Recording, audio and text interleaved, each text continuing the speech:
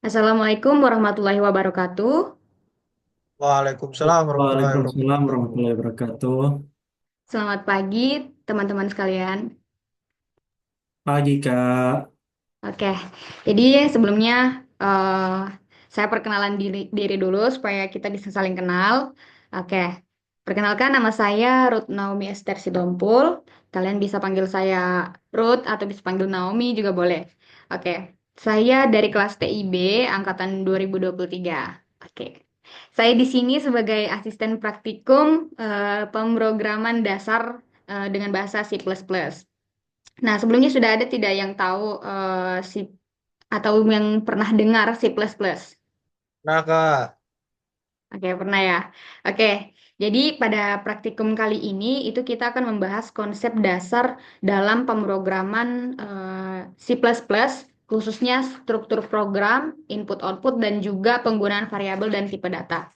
Jadi, tujuan dari praktikum kita ini, di mana praktikan, yaitu kalian sendiri, itu bisa mampu memahami bagaimana menulis atau mengetik lah ya, mengetik program sederhana di C++ dan menjalankannya menggunakan compiler.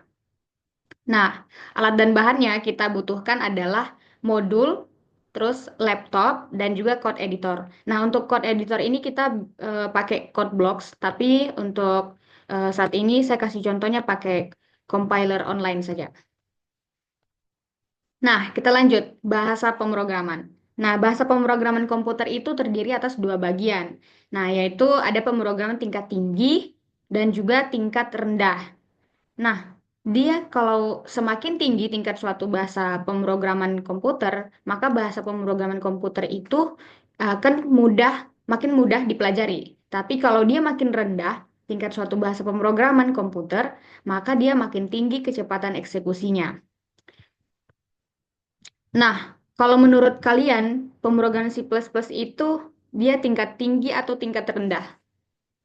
Yang sudah pernah dengar atau yang sudah pernah tahu C++ nih, sekedar coba-coba, saya Kak, boleh silakan. kalau dari yang pernah saya lihat itu Kak, karena bahas apa programnya terlalu sulit saya pahami, jadi menurut saya itu tingkat rendah Kak. Tingkat rendah ya. Oke. Kalau menurut saya pribadi juga sebenarnya dia tingkat rendah. Tapi kalau misal apa ya middle lah gitu tengah-tengah. Tapi kalau misalnya kita cari atau kita kayak tanya di Google dia pasti kayak dapat jawabannya tuh dia bilang tingkat tinggi. Jadi kalau menurut saya dia tuh bisa middle. Jadi ibaratnya analoginya dia itu eh, bahasa pemrograman C++ yang kayak jembatan yang dimana dia itu apa ya? Dia bahasa jembatan antara bahasa mesin yang rumit dengan bahasa modern yang nyaman. Nah, jadi kita itu bisa tetap mengontrol detail teknis, tapi tetap dengan sintaks yang manusiawi lah gitu. Oke, kita lanjut ya. Nah, bahasa pemrograman C++ itu dia punya keunikan, di mana dia bersifat case sensitif atau membedakan antara huruf kecil dan huruf kapital. Nah, contohnya gimana? Contohnya kayak gini. Nah, menurut kalian, apa hasil dari kode program ini? Tahun pertama harusnya menghasilkan 90 Kak. Oh, menghasilkan 90. Ya, betul. Harusnya dia menghasilkan 90. Nah, tapi kalau berdasarkan yang materi sebelumnya tadi ini, dia sifat case sensitif. Nah, itu bisa dilihat dari bagian di sini. Kan dia di sini dideklarasikan kalau variabelnya itu nilai, tapi huruf N kecil kan? Nah, sedangkan di sini ada dua cout. Nah, di sini yang pertama yang benar. Nah, terus coba kalau misalnya kita jalankan ya. Kita pakai compiler online saja. Oh, sudah. Nah, ini kalau kita run, hasilnya bakal error. Dia hasilnya bakal error karena dia ketemu dua begini, dua dua apa ya, dua variabel yang dia baca gitu, yang dideclare gitu. Nah, dia error karena yang ini tidak sesuai sama yang dideklarasikan di atas. Dia deklarasikan variabel nilai dengan huruf yang kecil semua, lowercase semua. Tapi yang di sini dia kasih uppercase untuk yang di depan, untuk di depannya saja. Nah, jadi dia dapatnya error. Kecuali kalau kita bikin di sini huruf kecil. Misalnya cuman yang di atas saja misalnya. Nah, baru bisa didapatkan hasilnya 90. Oke.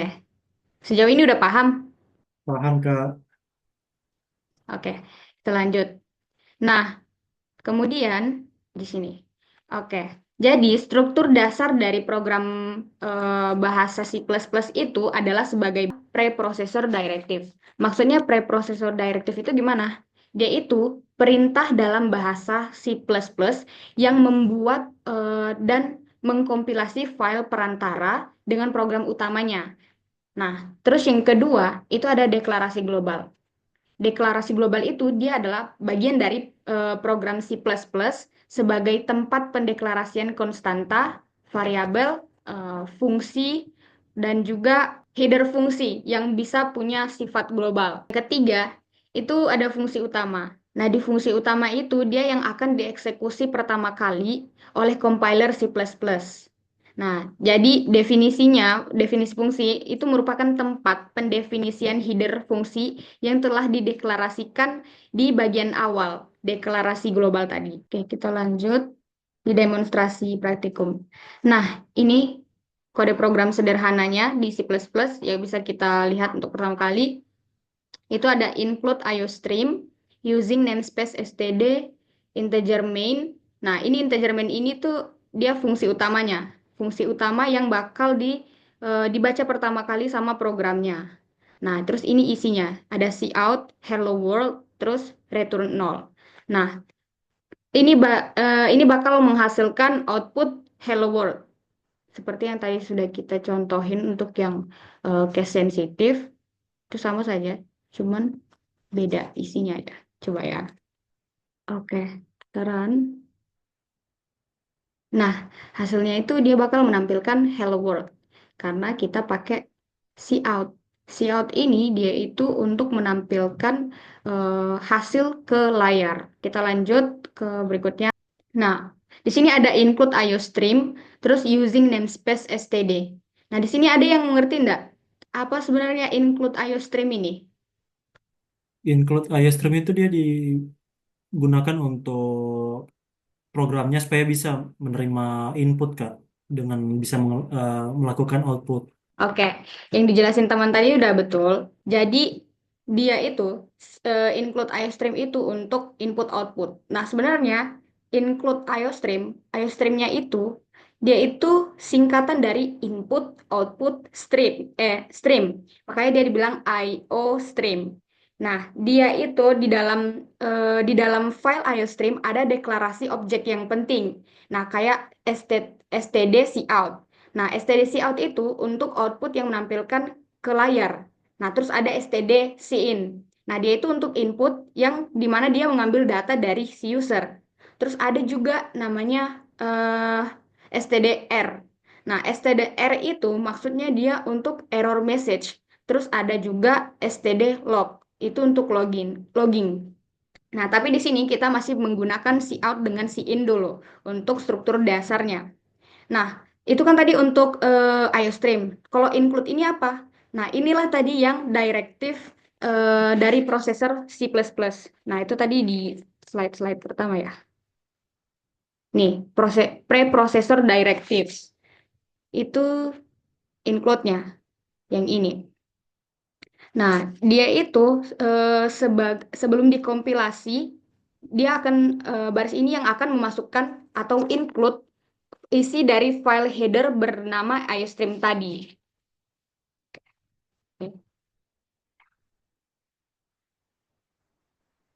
Nah, jadi di sini itu ada fungsi utama yaitu integer main.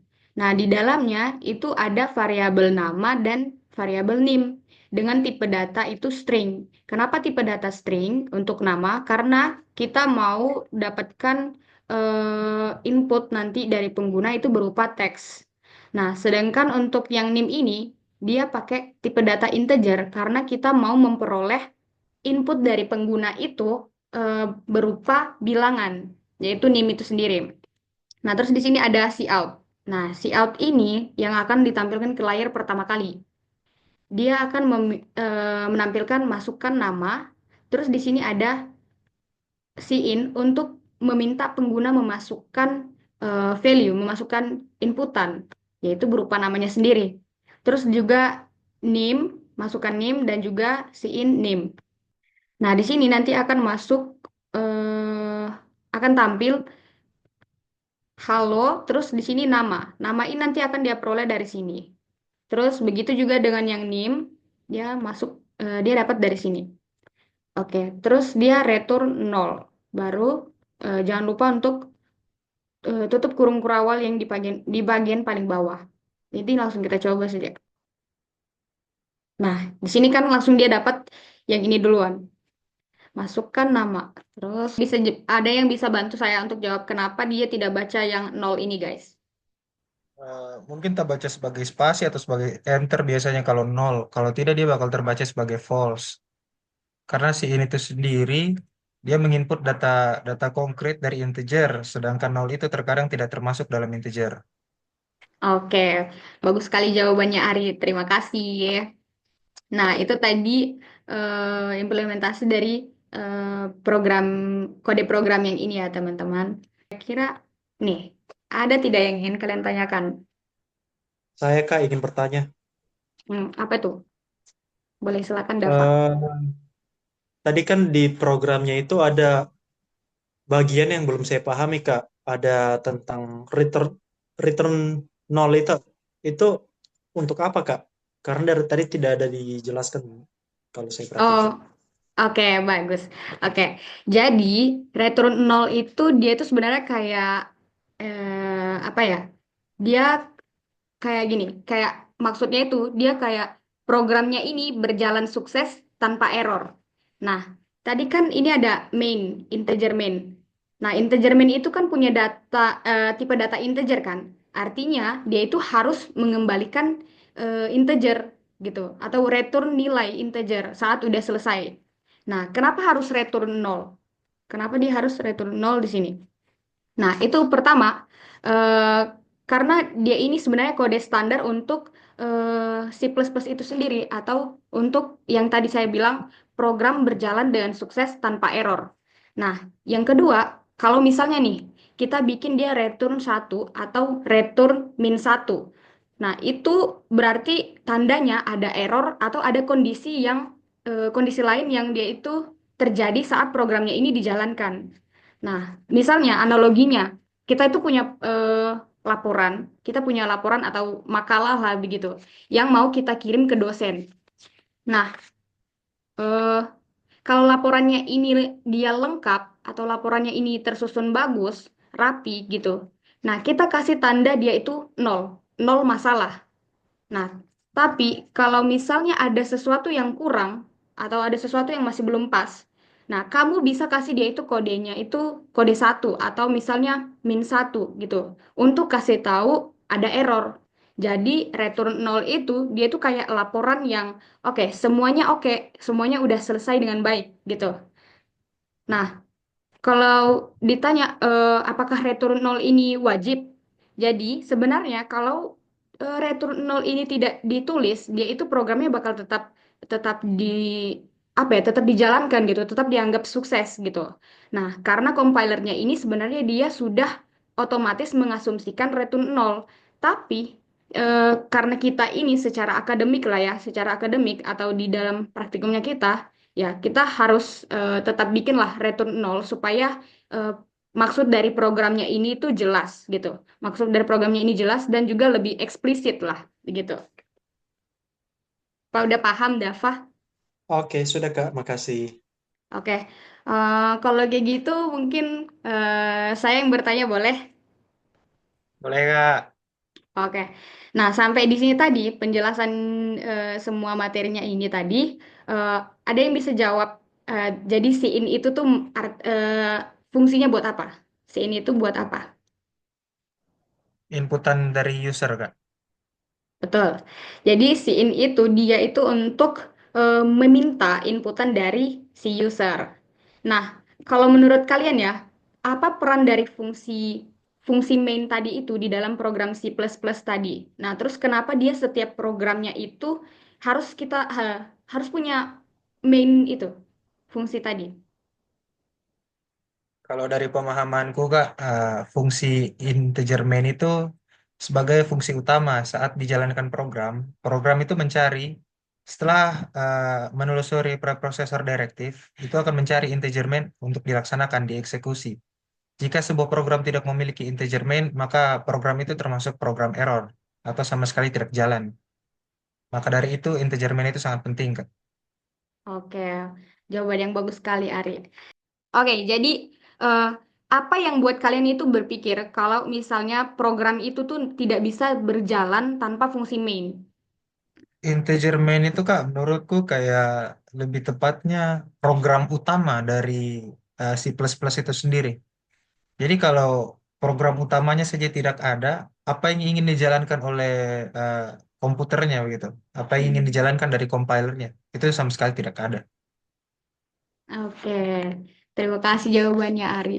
Nah, tapi sebelum kita mengakhiri praktikum nih, mau tes dulu pemahaman dari yang kode program tadi, guys. Mana yang benar nih?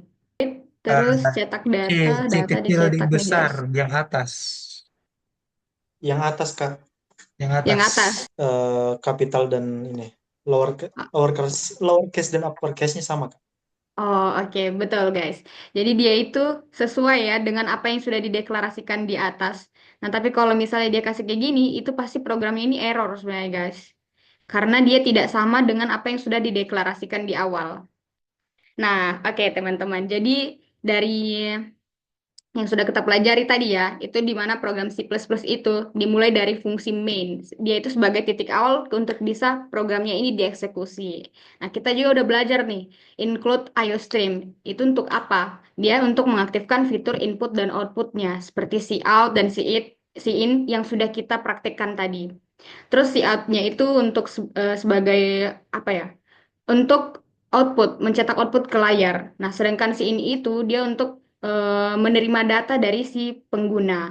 Terus juga ada return 0, bagaimana kalau return 0 ini dia menandakan kalau programnya ini sudah dijalankan dengan baik, dengan sukses, tanpa adanya error. Nah, kita juga udah belajar kalau C++ itu dia pemrograman tingkat tinggi. Tapi tadi kita sudah diskusi juga ya kalau menurut pendapat kita masing-masing tadi si C++ itu dia ada yang bilang tingkat rendah karena masih agak sulit dalam memahami bahasa pemrogramannya. Nah, terus juga C++ itu bersifat case sensitif dan itu sudah kita buktikan tadi di eh, demonstrasi praktikumnya. Nah, dia misalnya tuh mainnya itu kayak gini, main dia huruf pertamanya itu huruf kapital. Dia itu tidak sama dengan main yang huruf kecil gitu. Terus juga kita udah belajar kalau struktur program yang rapi dan juga penggunaan sintaks dasar yang benar itu penting dalam membangun program yang berjalan dengan baik. Oke, sampai di sini teman-teman, saya ucapkan terima kasih untuk partisipasi teman-teman sekalian. Eh, Pesan saya, teman-teman jangan lupa untuk kerjakan praktikumnya tepat waktu. Dan kalau misalnya ada yang mau ditanyakan, kalian bisa tanya langsung di grup atau chat pribadi juga boleh. Nah, tetap semangat untuk teman-teman bisa mengerjakan praktikumnya. Jangan langsung down kalau ketemu error. Oke, itu saja yang bisa saya sampaikan. Mohon maaf bila ada kesalahan kata atau masih kurang dalam penyampaian materi. Wassalamualaikum warahmatullahi wabarakatuh. Waalaikumsalam Waalaikumsalam warahmatullahi warahmatullahi wabarakatuh. wabarakatuh, Terima Kak. kasih Kak.